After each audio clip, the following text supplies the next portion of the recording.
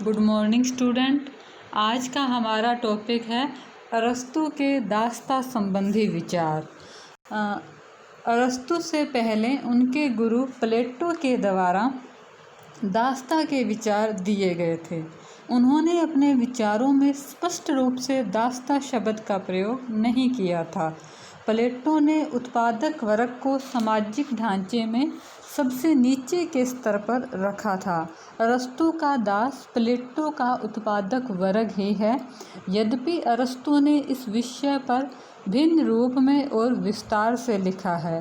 प्लेटो को दास वर्ग से घृणा थी, इसीलिए उन्होंने उसके विषय में कम से कम लिखा, जबकि अरस्तु इस वर्ग को समाज के लिए आवश्यक और उपयोगी मानता था, इसीलिए उसने इसकी चर्चा विस्तार से की है।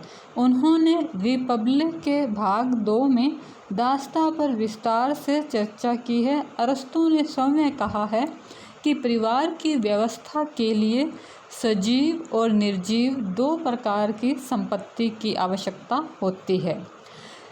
संपत्ति एक निर्जीव साधन है और दास एक सजीव साधन है। अरस्तु ने अपने समय में यूनान के समाज में 3 वर्ग बताए, एक नागरिक, दूसरा विदेशी और तीसरा दास। उसके अनुसार नागरिक वे व्यक्ति हैं जो शासन के कार्यों में भाग लेते हैं।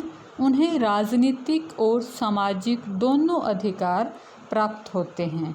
विदेशी वे व्यक्ति हैं जो दूसरे देश के नागरिक थे और व्यापार के लिए किसी राज्य में रहने लगते हैं। उन्हें केवल राजनीतिक अधिकार प्राप्त होते हैं। तीसरे वर्ग में उन्होंने दास का शामिल किया।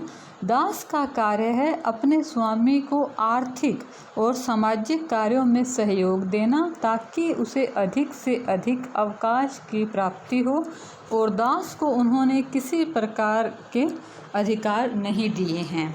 अब हम देखते हैं अरस्तु के दास्ता संबंधी विचारों को। अरस्तु के शब्दों में कहा गया है, जिस प्रकार वीणा आदि वाद्य यंत्रों की सहायता के बिना उत्तम संगीत उत्पन्न नहीं हो सकता, उसी प्रकार दासों के बिना स्वामी के उत्तम जीवन का और बौद्धिक और नैतिक गुणों का विकास संभव नहीं है। अर्थात जिस प्रकार जो म्यूज़िक के अंदर इंस्ट्रूमेंट हैं वो संगीत को और अच्छा बनाते हैं, उसी प्रकार जो दास है वो स्वामी के जीवन का संपूर्ण विकास करने के लिए आवश्यक है। तो अब हम अरस्तु के दास्ता संबंधी विचारों को निम्न टॉपिक्स में देखेंगे।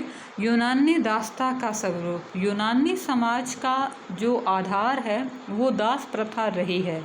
दास प्रथा की उपस्थिति यूनानी नगर राज्यों की एक प्रमुख और महान विशेषता रही है। और जो अरस्तु ने दास्ता के विचार लिए वो उन्होंने यूनान के एक शहर एटिक से प्रभावित होकर लिए। एटिक एक नगर राज्य था। अरस्तु के मस्तिष्क में वहाँ की दास प्रथा थी और उसी दास प्रथा को के बेस मानकर उन्होंने अपने दास्ता संबंधी विचार दिए। तो एटिक में दास प्रथा में दास को परिवार का ही अंग समझा जाता था। उसका रहन सहन, वेशभूषा परिवार के सदस्यों की भांति ही होता था। उसके साथ सामाजिक और कानूनी दृष्टि से असमानता का व्यवहार नहीं किया जाता था। राज्य की तरफ से उसे संरक्षण प्राप्त था। तो इस तरह हमने देखा कि जो अरस्तु के दिमाग में जो उसका मॉडल था एटिक की दास प्रथा, वो अमानवीय नहीं थी। वो दासों को समान अधिकार देते थे, वहाँ उनका शोषण व उत्पीड़न नहीं होता था। इसी विचार को अपने मस्तिष्क में रखकर अरस्तु ने दास्ता के विचार दिए हैं। अब हम देखते हैं अरस्तु के अनुसार दास्ता क्या है और उसका दास्ता का अर्थ और उसकी हरकतें। अरस्तु ने कहा है, जो स्वभाव से अपना नहीं लेकिन दूसरे का है वह दास है।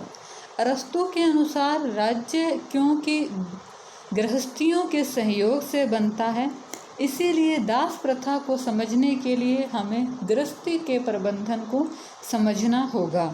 परिवार के प्रमुख अंग हैं। उन्होंने परिवार के अंग बताए: स्वामी, दास, पति पत्नी, पिता और संतान। उसके अनुसार संपत्ति गृहस्थी का हिस्सा है। संपत्ति 2 प्रकार की बताई: सजीव और निर्जीव। सजीव में उन्होंने दास, हाथी, घोड़े, पशु आदि को शामिल किया। निर्जीव में मकान, खेत, अचल संपत्ति आदि को शामिल किया है।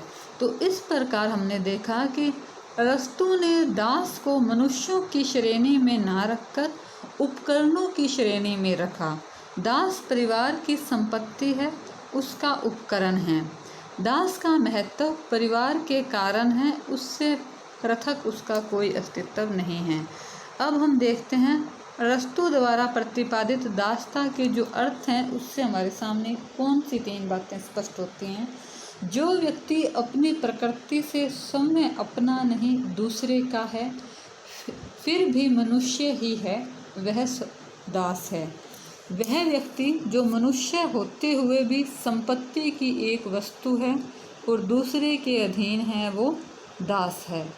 संपत्ति की वस्तु जो कार्य का उपकरण है, जिसे संपत्ति के स्वामी से पृथक किया जा सकता है, वह दास है। अब हम देखेंगे अरस्तु के दासता का औचित्य। दासता का उन्होंने अपने दासता संबंधी जो विचार दिए, उसका औचित्य बताया, मतलब उसके समर्थन में पॉइंट बताए। पहला है, दासता एक प्राकृतिक संस्था है। तो इसमें क्या कहा है उन्होंने?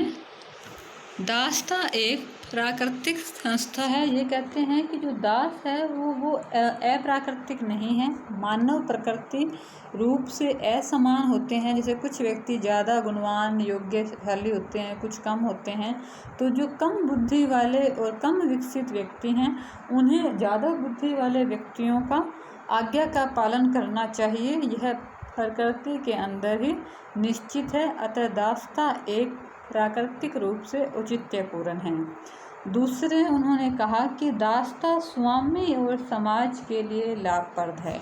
इसमें वो कहते हैं कि जो दास है उसका पूर्ण रूप से समाज, मानसिक और व्यक्तित्व का विकास नहीं हुआ, और जब दास अपने स्वामी के साथ रहता है तो इससे उसका पूर्ण बौद्धिक, नैतिक विवेक का विकास होता है, और जो स्वामी है उसको दास के कारण अपने कार्यों में छूट मिलती है, सुविधा मिलती है, तो जिससे उससे दोनों का ही विकास होता है।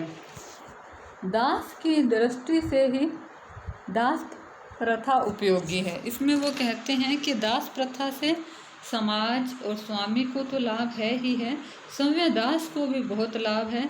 दास क्योंकि विवेक शून्य प्राणी हैं, किंतु बुद्धिमान और योग्य व्यक्तियों के संपर्क में जब वो रहता है तो इससे उसका विवेक और गुणों का विकास होता है। आर्थिक और राजनीतिक लाभ। अरस्तु के समय दास प्रथा लगभग संपूर्ण यूनान में प्रचलित थी। राजनीतिक और आर्थिक दृष्टि से यह सामाजिक स्थायित्व का एक अनिवार्य अंग बन गई थी। यूनानी नगरों में दास वर्ग पर भी समस्त अर्थव्यवस्था स्थिर थी। मतलब जो यूनान की अर्थव्यवस्था थी वो दास प्रथा पे ही आधारित थी, और वह वहाँ की सामाजिक और आर्थिक व्यवस्था में महत्वपूर्ण भूमिका अदा करते थे। उसके बाद है सम्य प्रकृति ही दासता और स्वामी तत्वों से युक्त होती है। स्वामी और दास के परस्पर संबंधों के आधार पर अरस्तु ने दासता को उचित ठहराया है। उसने कहा है कि जो संपूर्ण नेचर है वो भी 2 चीज़ों में ही विभाजित है, एक शासक और एक शासित। बुद्धि आत्मा का गुण है जो शरीर पर शासन करती है, इसीलिए बुद्धि प्रधान है, और जो वासना है वो गौण है। आत्मा हमेशा शासक होती है और शरीर है वो शासित होता है। यही स्थिति उन्होंने स्वामी और दास की बताई है। अब हम देखेंगे दासता के प्रकार। दासता के दो प्रकार बताए हैं। 2 प्रकारों में उन्होंने पहला बताया है प्राकृतिक दासता। प्राकृतिक दासता में दास वही व्यक्ति है जिसका बौद्धिक विकास नहीं हुआ।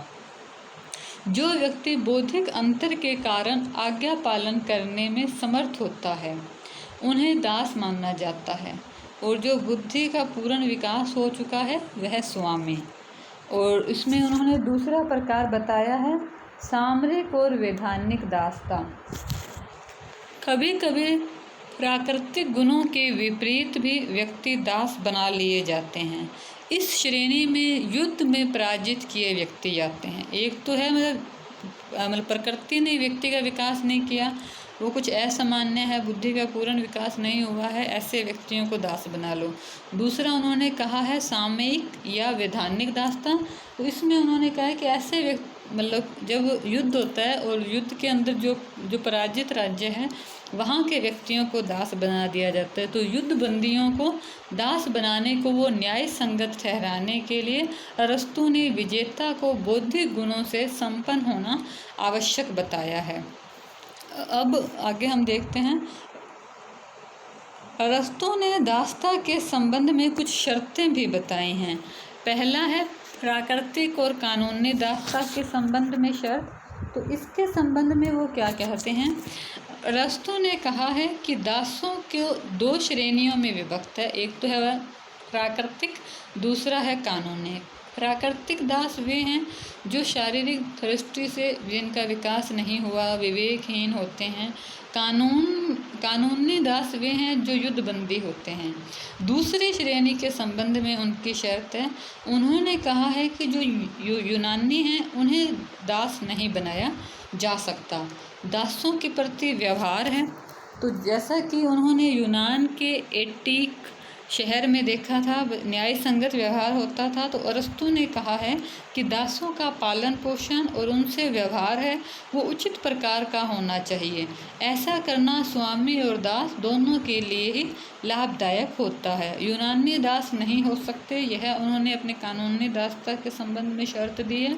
उन्होंने कहा है कि जो यूनान के लोग हैं वो योग्यता और क्षमता से परिपूर्ण होते हैं, और अगर वो युद्ध में पराजित भी हो जाएं तो भी उन्हें दास नहीं बनाया जा सकता। दूसरा उन्होंने नेक्स्ट विशेषता जो बताई है वो है दासता जन्म मूलक नहीं। तो जो अरस्तु के विचार हैं वो आजीवन दास की बात नहीं करते हैं, और वो ये भी नहीं कहते हैं कि दास है तो दास प्रथा है वो पीढ़ी दर पीढ़ी चलेगी। उन्होंने कहा कि मतलब दास प्रथा है वो विवेक पे आधारित है, विवेक का विकास नहीं हुआ तो दास हैं। अगर व्यक्ति में बुद्धि और विवेक का विकास हो जाता है तो उसे दास से मुक्त कर दिया जाएगा, और उसके आने वाली संतान है वो अगर विवेकशील है तो वो दास नहीं होंगे।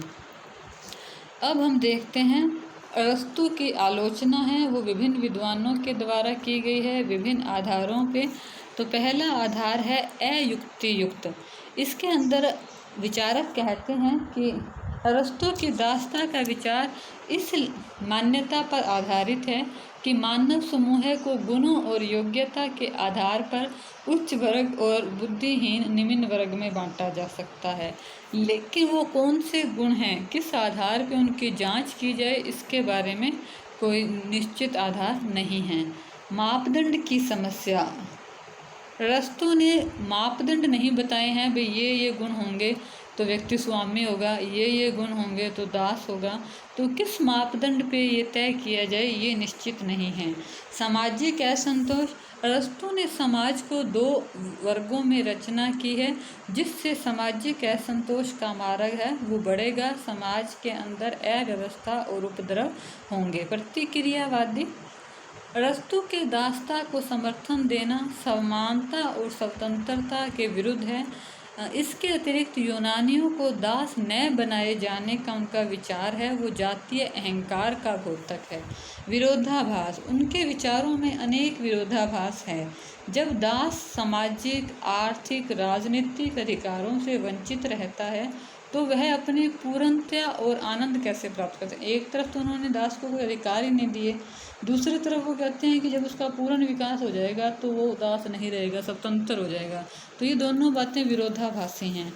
अमनोवैज्ञानिक और अव्यवहारिक सिद्धांत, अरस्तु के दासता संबंधी जो विचार हैं वो अमनोवैज्ञानिक हैं, क्योंकि दास की समय की इच्छाएं, भावनाएं, अनुभूति आदि पे कोई ध्यान नहीं दिया गया है। दास और स्वामी की मित्रता नहीं हो सकती है। ये हास्यप्रद विचार है उनका कि दोनों को लाभ मिलेगा।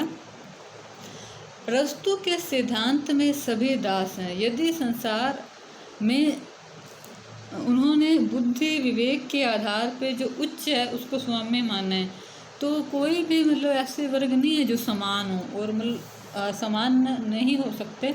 इस प्रकार हर व्यक्ति अपने से शक्तिशाली का दास हो जाएगा। अरस्तु के दासता विषयक सिद्धांतों सामाजिक समस्याओं का हल है, ये कोई सिद्धांत नहीं है। जो अरस्तु ने विचार दिया वो उन्होंने अपने समय में जो दास व्यवस्था देखी उसके आधार पर दिया, ना कि उन्होंने कोई नवीन सिद्धांत पेश करने का प्रयास किया है।